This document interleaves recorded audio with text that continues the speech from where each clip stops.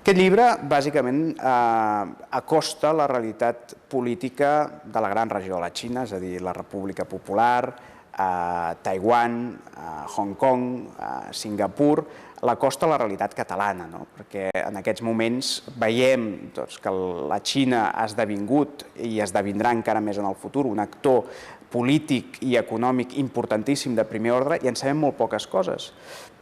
Segurament en sabem més de la seva economia, perquè les nostres economies són cada dia més interdependents.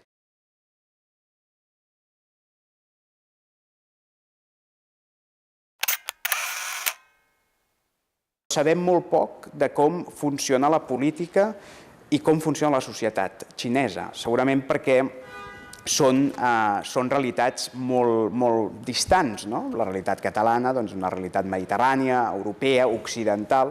La realitat xinesa, que té una ascendència de molts mil·lennis d'anys, és una realitat completament diferent i que es basa en uns principis intel·lectuals, filosòfics, absolutament distants i alters als nostres. I en aquest sentit, el llibre el que fa és intentar acostar la realitat xinesa, política, social, a Catalunya.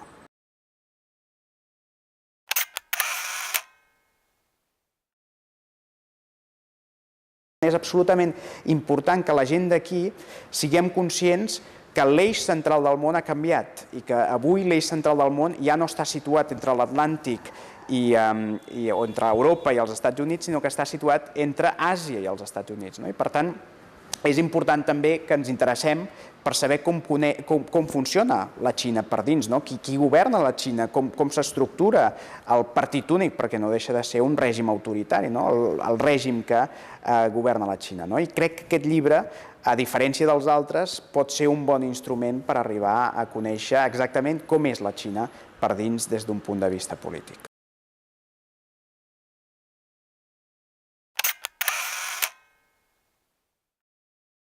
El que ells conceben són els canvis a poc. El que passa és que actualment dubto que sàpiguen cap a on van políticament parlant, és a dir, no hi ha un punt final.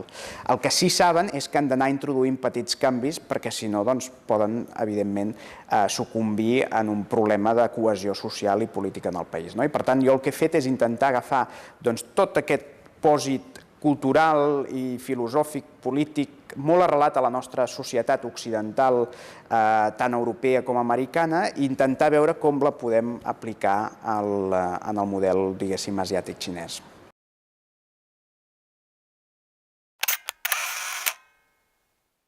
No és un llibre acadèmic, no he buscat en cap moment fer un llibre acadèmic, perquè crec que és important que hi hagi un públic que potser no s'interessa pels temes asiàtics o que no els interessi els temes polítics, però que en aquest llibre podran trobar algun element en el qual s'hi podran sentir identificats, perquè, ja dic, la interdependència entre la Xina, entre la realitat xinesa i la realitat catalana, europea, cada vegada és més important i ho serà més en el futur. I per tant, l'evolució, el paper que segueixi la Xina, la República Popular de la Xina, ens acabarà afectant en menor o en major mesura, però ens acabarà afectant molt més que ara.